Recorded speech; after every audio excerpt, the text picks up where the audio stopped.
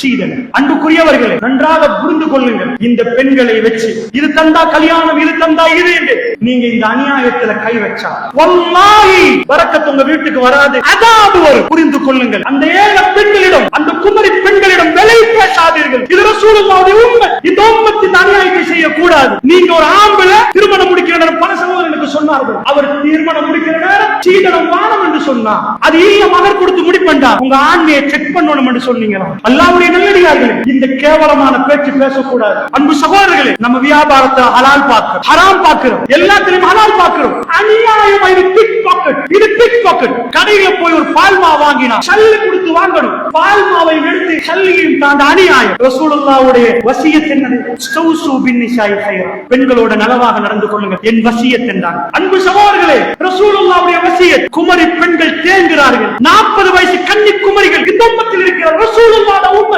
இந்த உம்மத்தில் இருக்கிறார்கள். ஏன்? அவங்க கேட்கிற கனவு கொடுக்கலாது. கேவலம், கேவலம். பெருமானார் அப்படி ஒரு உம்மத்தை விட்டுட்டு போனார்கள் பெரியவர்கள். இந்த பெண்களிடம் வியாபாரம் பேசுறீர்களே, வீடு தந்தால் முடிப்போம் என்கிறீர்களே, அந்த ஒப்பந்தம் என்னன்னு தெரியுமா உங்களுக்கு?